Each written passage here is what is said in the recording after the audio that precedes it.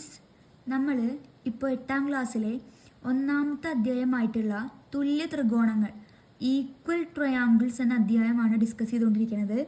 അതിൽ കുറച്ച് ചോദ്യങ്ങൾ നമ്മൾ കഴിഞ്ഞ വീഡിയോയിൽ വരെ അപ്ലോഡ് ചെയ്തിട്ടുണ്ട്. എല്ലാവരും എന്ത് ചെയ്യുക, കാണുക.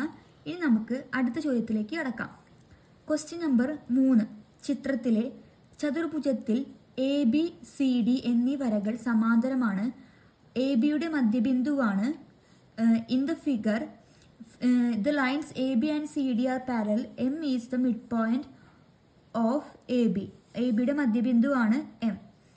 ഒന്നാം ചോദ്യം, AMCD, MBCD എന്നീ ചതുർഭുജങ്ങൾ സാമാന്തരികങ്ങളാണോ? എന്തുകൊണ്ട്? What is the special about the quadrilateral AMCD and MBCD?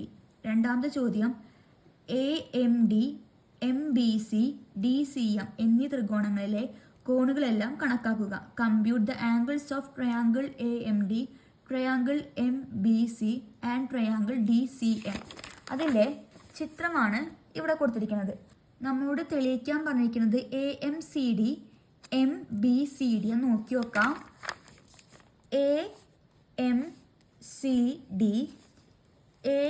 AMCD അതുപോലെ തന്നെ BMCD അല്ലെങ്കിൽ BMDC, BMDC ഇവ എന്താണ്? ഇവയുടെ പ്രത്യേകതകൾ എന്താണെന്നാണ് കണ്ടുപിടിക്കാൻ വേണ്ടിയിട്ട് നമ്മളോട് പറഞ്ഞിരിക്കുന്നത്. അത് തെളിയിക്കാൻ വേണ്ടിയിട്ട് ഏതാണ് AMCD. ഈ AMCDയിൽ എത്ര ട്രയാങ്കിൾ വരുന്നുണ്ട്? 2 ട്രയാങ്കിൾ വരുന്നുണ്ട്. അപ്പോൾ ആദ്യം ട്രയാങ്കിൾസ് എടുക്കുകയാണ്. ട്രയാങ്കിൾ AMD, ട്രയാങ്കിൾ DCM, ഈ 2 ചെറിയ ത്രികോണങ്ങൾ എടുക്കുക. ഈ 2 ത്രികോണങ്ങൾ എടുക്കുമ്പോൾ നമുക്ക് പറയാൻ വേണ്ടി പറ്റും ഇതിലെ വശങ്ങളുടെ കാര്യങ്ങൾ. ഇത് നമുക്ക് ആദ്യം പറയാം. AMഉം DCയും എന്താന്ന് ക്വസ്റ്റ്യനിൽ പറഞ്ഞിട്ടുണ്ട്? പാരലലാണ്, സമാന്തരമാണെന്ന് പറഞ്ഞിട്ടുണ്ട്. അപ്പോൾ സമാന്തരമാണെങ്കിൽ അവ എന്തായിരിക്കും? ഈക്വൽ ആയിരിക്കും. AM equal to DC. അപ്പം നമുക്ക് എഴുതാം AMഉം അതേപോലെ തന്നെ DCയും പാരലാണ്. ക്വസ്റ്റ്യൻ തന്നിട്ടുണ്ട്, ഗിവൺ ആണ്. ചിത്രം ചോദ്യം നോക്കാം. AM നോക്കി നോക്ക്.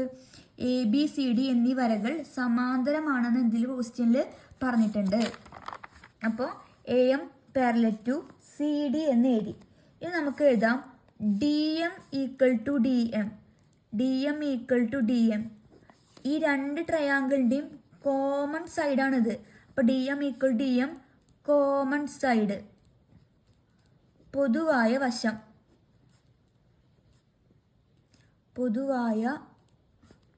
വശം. ഇത് മൊത്തം 6 സെൻറ്റിമീറ്ററാണ്. അപ്പോൾ ഇതതിൻ്റെ മധ്യബിന്ദുവാണ്. അപ്പോൾ ഇവിടുന്ന് ഇങ്ങോട്ട് A മുതൽ M 3 സെൻറ്റിമീറ്റർ ആയിരിക്കും. M മുതൽ B വരെയും 3 സെൻറ്റിമീറ്റർ ആയിരിക്കും. അത് നമുക്ക് AM ഈക്വൽ ടു DC എഴുതാം. AM equal to DC 3 centimetre. പിന്നെ അത് പാരലാണ്, പൊതുവായ വശം. ഇനി നമുക്ക് എഴുതാം angle AMD equal to angle MDC. Angle AMD ഈ ആംഗിളും MDC ഈ 2 ആംഗിളും എന്തായിരിക്കും? തുല്യമായിരിക്കും. കാരണം എന്താ? ഒരു ലൈനിൻ്റെ 2 സൈഡിലാണ് കിടക്കുന്നത്. അങ്ങനത്തെ ആംഗിളിന് പറയുക മറുകോൺ അല്ലെങ്കിൽ ഓൾട്ടർനേറ്റീവ് ആംഗിൾ. അത് 2 എന്താണ്? തുല്യമാണ്. Alternative angle. അപ്പോൾ 2ഉം തുല്യമായി. അപ്പോൾ ഒരു ത്രികോണത്തിൻ്റെ ഈ ഒരു വശവും തുല്യം കിട്ടി. ഈ വശം 2 ട്രയാങ്കിളും കോമൺ, അപ്പോൾ അതും തുല്യമാണ്. പിന്നെ ഈ 2 വശങ്ങളും അവയ്ക്കിടയിലെ കോണും മറ്റു ട്രയാങ്കിളിൻ്റെ 2 വശങ്ങൾക്കും അവയ്ക്കിടയിലെ കോണും തുല്യമാണെങ്കിൽ അതിൻ്റെ മൂന്നാമത്തെ വശവും അറ്റത്ത് കിടക്കുന്ന 2 ആംഗിൾ എന്തായിരിക്കും? തുല്യമായിരിക്കും. അതുമാത്രമല്ല, ഈ 2 ട്രയാങ്കിളും ഈക്വൽ ട്രയാങ്കിൾസ് ആയിരിക്കും. അപ്പോൾ നമുക്ക് പറയാം ട്രയാങ്കിൾ AMDയും ട്രയാങ്കിൾ DCMഉം ഈക്വലാണ് അല്ലെങ്കിൽ തുല്യമാണ്. കാരണം എന്താണ്? 2 ട്രയാങ്കിളിൻ്റെയും 2 വശങ്ങളും ഈ ത്രികോണത്തിൻ്റെ 2 വശങ്ങളും ഈ ത്രികോണത്തിൻ്റെ 2 വശങ്ങളും അവയ്ക്കിടയിലെ കോണുകളും തുല്യമാണ്. അപ്പോൾ അതിൻ്റെ എതിരെയുള്ള വശങ്ങളും കോണുകളും തുല്യമായിരിക്കും. അപ്പോൾ ഈ 2 ട്രയാങ്കിളും തുല്യ ത്രികോണങ്ങളായി. ഇനി നമുക്ക് എഴുതാം അടുത്ത AD equal to M C. A D equal to M C. കാരണം എന്താ, ഈ ആംഗിളിന് ഓപ്പോസിറ്റ് ഉള്ളത് അല്ലേ, ഇതേപോലെ തന്നെ ഈ ആംഗിളിൻ്റെ ഓപ്പോസിറ്റ് സൈഡാണ് ഇത്. അപ്പോൾ A D equal to M C എന്ന് എഴുതാം. കാരണം opposite to the angle D M A equal to angle M D C. എതിർ വശം കോൺ D M A angle M D C. അപ്പോൾ ഈ രണ്ട് വശങ്ങളും എന്തായി, ഈ വശവും തുല്യമായി. അപ്പോൾ നമുക്ക് എഴുതാം, അവ തുല്യമാണെങ്കിൽ അത് എന്തായിരിക്കും, പാരലൽ ആയിരിക്കും. അപ്പോൾ എഴുതാം A D parallel to M C. അപ്പോൾ ഈ രണ്ട് വശവും തുല്യമാണ്. ക്വസ്റ്റ്യനിൽ പറഞ്ഞിട്ടുണ്ട് ഇപ്പോൾ രണ്ടും എന്താണ്, പാരലലാണ്. ഇപ്പോൾ നമുക്ക് കിട്ടിയത് എ ഡിയും എം സിയും തുല്യമാണ്. അപ്പോൾ അവ എന്തായിരിക്കും, പാരലലായിരിക്കും. അപ്പോൾ നമുക്ക് പറയാം എ എം സി ഡി ഒരു പാരലോഗ്രാമാണ് അല്ലെങ്കിൽ സാമാന്തരികമാണ്.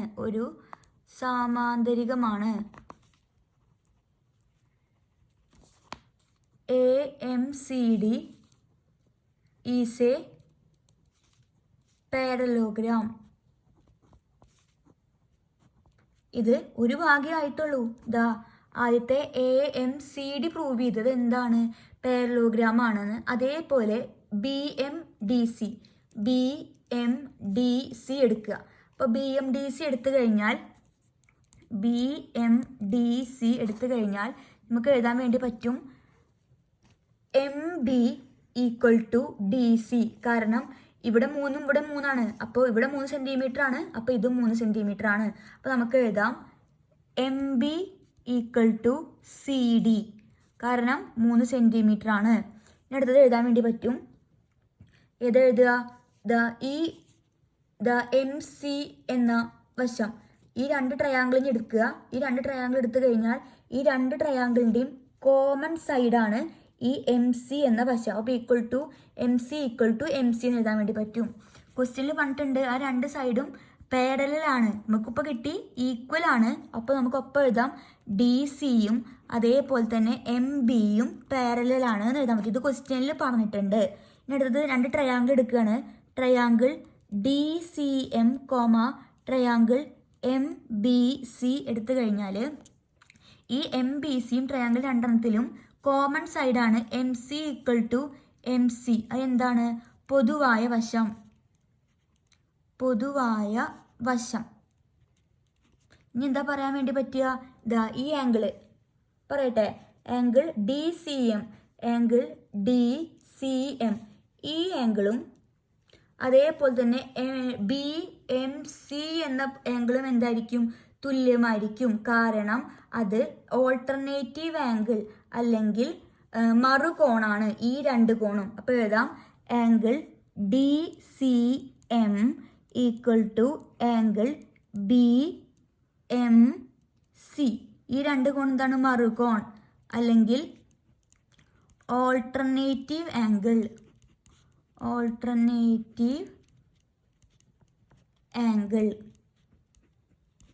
അപ്പോൾ നമുക്കിനി പറയാം, ഒരു ത്രികോണത്തിൻ്റെ ഒരു വശം മറ്റൊരു ത്രികോണത്തിൻ്റെ വശത്തിനോട് ഈക്വലാണ്. ഈ വശം ഈ രണ്ട് ട്രയാങ്കിളിൻ്റെയും പൊതുവായ വശമാണ്.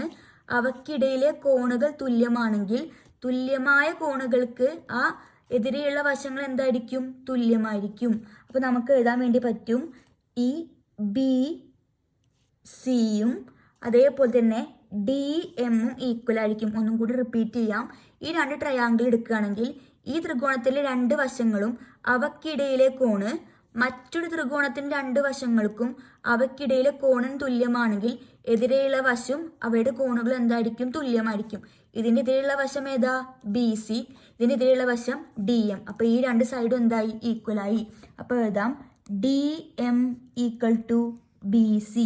കാരണം ആ ആംഗിളിൻ്റെ opposite angle MDC equal to angle M.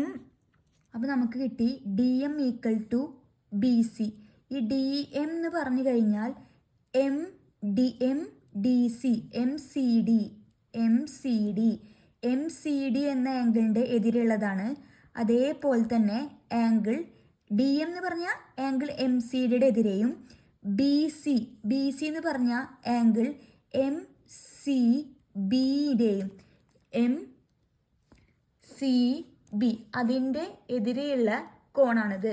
അപ്പോൾ എം സി ബിയുടെയും ഈ രണ്ട് വശങ്ങൾ എന്ന് പറഞ്ഞാൽ ആംഗിൾ എം സി ഡിയുടെയും ആംഗിൾ എം സി ബിയുടെയും ഓപ്പോസിറ്റ് സൈഡ് ആയിരിക്കും.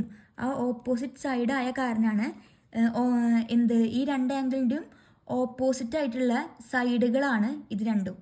ഈ രണ്ട് ആംഗിളിൻ്റെയും ഓപ്പോസിറ്റ് സൈഡാണ് D M and B C എന്ന് പറഞ്ഞാൽ. അപ്പോൾ നമുക്ക് കിട്ടി ഈക്വൽ ആയതുകൊണ്ട് തന്നെ അവ എന്തായിരിക്കും?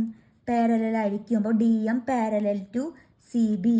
Therefore B M C D അല്ലെങ്കിൽ എം ബി സി ഡി എന്താണ്? ഒരു പാരലോഗ്രാമാണ്. ബി എം സി ഡി ഒരു സാമാന്തരികമാണ്. ക്വസ്റ്റ്യനിൽ നമ്മളോട് പറഞ്ഞിരിക്കുന്നത് എം ബി സി ഡി ഞാൻ തിരിച്ച് എഴുതുന്നുള്ളൂ. എത്ര നോക്കി നോക്ക് എന്നുള്ളത്. എം ബി സി ഡി തിരിച്ച് ബി എം സി ഡി എന്ന് പറഞ്ഞാൽ എന്ത് തന്നെയാണ്? കറക്റ്റ് തന്നെയാണ്. നമുക്ക് ക്വസ്റ്റ്യനിൽ വേണ്ടിയിട്ട് ക്വസ്റ്റ്യൻ എഴുതിയ പോലെ വേണം മാറ്റിയിടങ്ങ് എഴുതാം. M B C D is A parallelogram അല്ലെങ്കിൽ എം ബി സി ഡി ഒരു സാമാന്തരികമാണ്. ഇതാണ് ഫസ്റ്റ് പാർട്ട്. സെക്കൻഡ് പാർട്ടിൽ ഒരു ചോദ്യങ്ങളും കൂടിയുണ്ട്. ഈ ചിത്രം നോക്കുക. ഈ ചിത്രത്തിൽ 3 ട്രയാങ്കിൾസ് ഉണ്ട്. Triangle A M D, D M C, B M C. ഈ ട്രയാങ്കിളിൻ്റെ എല്ലാ കോണുകളും എന്ത് ചെയ്യാനാണ് പറഞ്ഞിരിക്കുന്നത്? കണ്ടുപിടിക്കാനാണ് പറഞ്ഞിരിക്കുന്നത്. അത് നമുക്ക് എന്ത് ചെയ്യാം? ഈസി ആയിട്ട് ചെയ്യാൻ വേണ്ടി പറ്റും. എങ്ങനെ? സെക്കൻഡ് ചോദ്യം എടുത്തു കഴിഞ്ഞാൽ അതിൽ first triangle A M D എന്ന ട്രയാങ്കിൾ എടുത്തു കഴിഞ്ഞാൽ ഈ ആംഗിൾ എ നമുക്കറിയാം. ആംഗിൾ എ എത്രയാണ്? 40 ഡിഗ്രി. ഇനി നമ്മൾ ഫസ്റ്റ് പാർട്ടിൽ ചെയ്ത പ്രൂഫ് പ്രകാരം ഈ രണ്ട് ട്രയാങ്കിളിൻ്റെയും പൊതുവായ വശം ഏതൊക്കെ? Triangle A M D triangle D M C. ഈ രണ്ട് ട്രയാങ്കിൾ എടുത്തു കഴിഞ്ഞാൽ ഈ ആംഗിൾ എ ക്വസ്റ്റ്യനിൽ തന്നിട്ടുണ്ട്. ഈ രണ്ട് ട്രയാങ്കിളിൻ്റെയും കോമൺ സൈഡാണ് ഡി എം. അപ്പോൾ D M equal to D M ആണ്. അപ്പോൾ ഈ തുല്യമായ വശങ്ങൾക്കുള്ള എതിരെയുള്ള കോണുകൾ എന്തായിരിക്കും?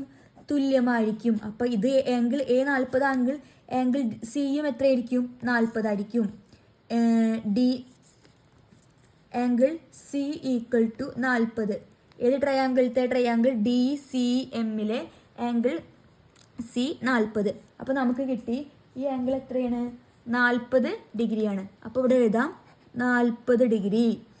ഇനി നമുക്ക് ഇത് 40 കിട്ടി, ഇത് 40 കിട്ടി. ഇനി ഈ രണ്ട് ആംഗിൾ എത്രയായിരിക്കും? ഈക്വൽ ആയിരിക്കും. കാരണം എന്താ? ഇത് 40 ആണെങ്കിൽ ഇത് എത്ര തന്നെയാണ്? 40. കാരണം ഇത് എന്ത് ആംഗിൾ എന്നാ പറയുക? ഓൾട്ടർനേറ്റീവ് ആംഗിൾ, മറുകോൺ. അപ്പോൾ ഇത് 40 ആണ്. അപ്പോൾ ഇത് 40 ആയിരിക്കും. അപ്പോൾ നമുക്ക് ഈ സൈഡ് കിട്ടി. ആംഗിൾ എ 40 കിട്ടി.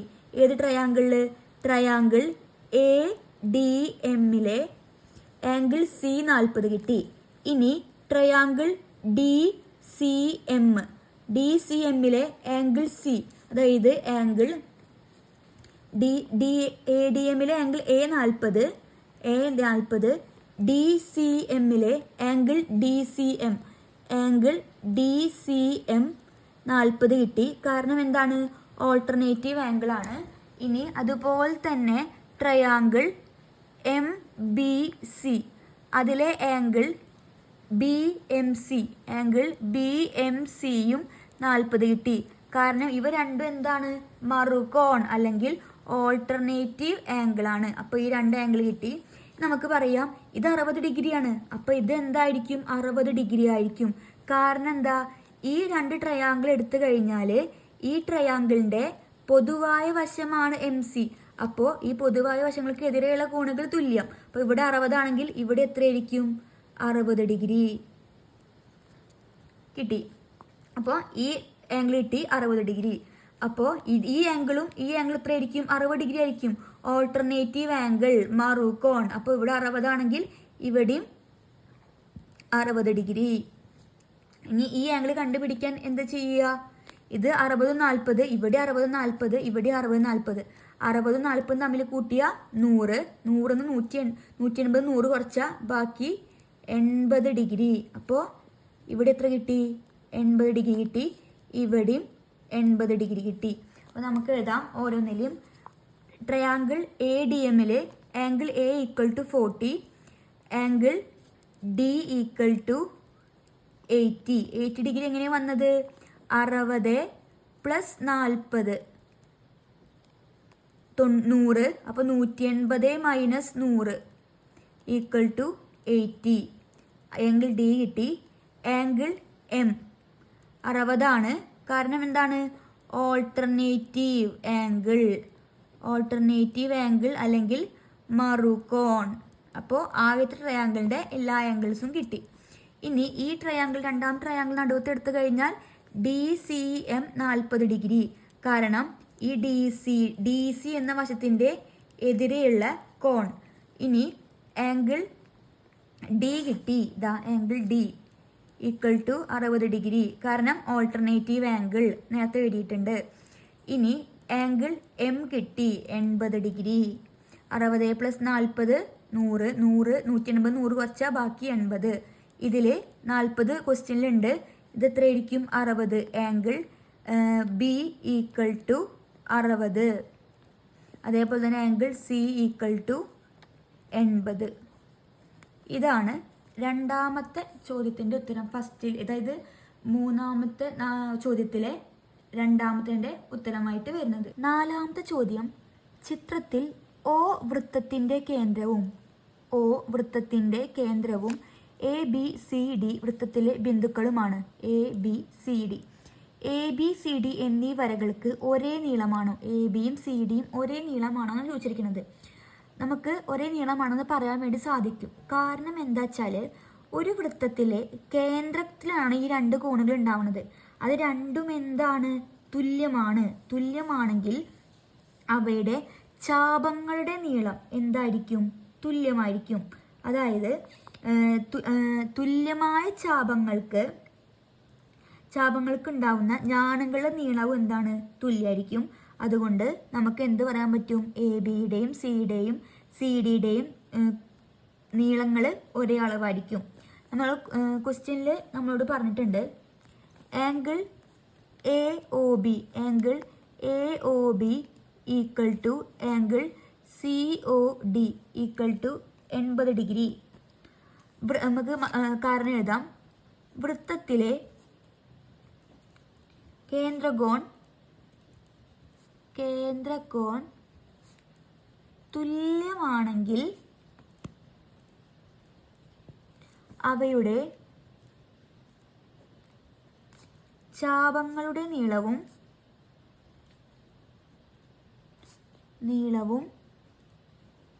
തുല്യമായിരിക്കും.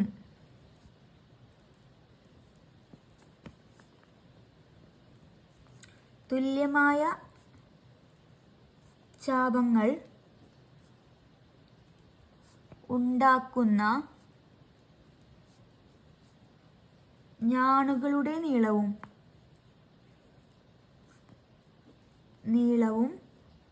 തുല്യമായിരിക്കും. അതുകൊണ്ട് അപ്പോൾ ഈ 2 ഞാണിൻ്റെ നീളം ABയുടെയും CDയുടെയും നീളങ്ങൾ എന്തായിരിക്കും? തുല്യമായിരിക്കും. ഇത് മലയാളം. നമുക്ക് എന്ത് ചെയ്യാം? ഇംഗ്ലീഷിൻ്റെ ഉത്തരം ഒന്ന് എഴുതി നോക്കാം. O എന്ന് പറയുന്നത് സെൻട്രൽ ആംഗിൾ ആണ്. അപ്പോൾ എഴുതാം angle AOB = angle COD = 80 degree.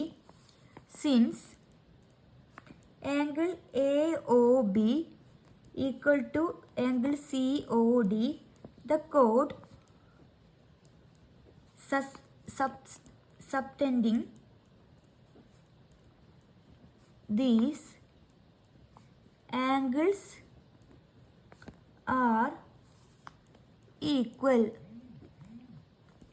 Therefore, AB equal to CD എന്ന് നമുക്ക് പറയാൻ വേണ്ടി പറ്റും. ഇത് ഒരു സിമ്പിളായിട്ടുള്ള ചെറിയ ചോദ്യമാണ്. ഇനി നമുക്ക് അഞ്ചാമത്തെ ചോദ്യത്തിലേക്ക് കടക്കാം. അഞ്ചാമത്തെ ചോദ്യം, ചിത്രത്തിൽ O വൃത്തത്തിൻ്റെ കേന്ദ്രവും ABC വൃത്തത്തിലെ ബിന്ദുക്കളുമാണ്. കോൺ AOB, കോൺ AOC എന്നീ കോണുകൾ തുല്യമാണ്. ABAC എന്നീ വരകൾക്ക് ഒരേ നീളമാണോ? എന്തുകൊണ്ട്? നമ്മൾ ക്വസ്റ്റ്യനിൽ പറഞ്ഞിട്ടുണ്ട് ആംഗിൾ AOBയും ആംഗിൾ AOCയും ഈക്വൽ ആണെന്ന്. അതുകൊണ്ട് തന്നെ ഈ രണ്ട് കോണുകളും ഈക്വൽ ആയതുകൊണ്ട് തന്നെ നമുക്ക് ABAC തുല്യമാണെന്ന് പറയാൻ വേണ്ടി പറ്റും. കാരണം ഒരു കേന്ദ്രത്തിൽ നിന്ന് തുല്യ അകലത്തിൽ സ്ഥിതി ചെയ്യുന്ന ബിന്ദുക്കൾ, ഇതൊക്കെ എന്തായിരിക്കും? തുല്യ അകലത്തിൽ ചെയ്യുന്ന ബിന്ദുക്കളായിരിക്കും. ഇങ്ങനെ ബിന്ദുക്കൾ വൃത്തത്തിലാണ് അല്ലേ? 3 പോയിന്റും വൃത്തത്തിൽ തന്നെയാണ്. അതുകൊണ്ട് തന്നെ ഈ ഞാണുകൾ വൃത്തത്തിൻ്റെ ആരങ്ങൾക്ക് തുല്യമായിരിക്കും. ഈ ഞാണുകൾ വൃത്തത്തിൻ്റെ ആരങ്ങൾക്ക് എന്തായിരിക്കും? തുല്യമായിരിക്കും. അപ്പോൾ നമുക്ക് എഴുതാം angle AOB equal to angle AOC. അതിനാൽ AB, AC എന്നീ ഞാണുകൾക്ക്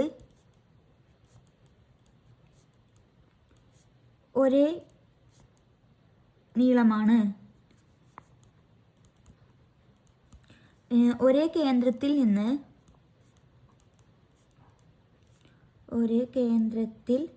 നിന്ന് തുല്യ അകലത്തിൽ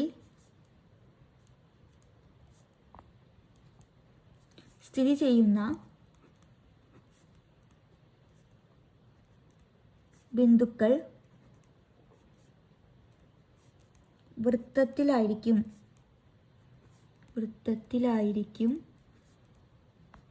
അതിനാൽ ഈ ഞാണുകൾ വൃത്തത്തിൻ്റെ ആരങ്ങൾക്ക് തുല്യമാണ്. Therefore, AB equal to AC എന്ന് പറയാൻ വേണ്ടിയിട്ട് പറ്റും. ഇനി നമുക്ക് ഇംഗ്ലീഷ് മീഡിയത്തിൻ്റെ എഴുതാം. Angle AOB equal to angle AOC. O is the center since angle AOB equal to angle AOC, the chords subtending these angles are equal. Therefore, AB equal to AC. ഇതാണ് അഞ്ചാമത്തെ ചോദ്യത്തിൻ്റെ ഉത്തരം. ഇനി എല്ലാവരും എന്ത് ചെയ്യുക? കൃത്യമായിട്ട് തന്നെ വീഡിയോ സ്കിപ്പ് ചെയ്യാണ്ട് കാണുക. വീഡിയോ ഇഷ്ടപ്പെട്ടെങ്കിൽ ലൈക്ക് ചെയ്യുക, ഷെയർ ചെയ്യുക. ഇനി അടുത്ത വീഡിയോ എത്രയും പെട്ടെന്ന് തന്നെ അപ്ലോഡ് ചെയ്യുന്നതായിരിക്കും. അതുവരേക്കും ബായ്.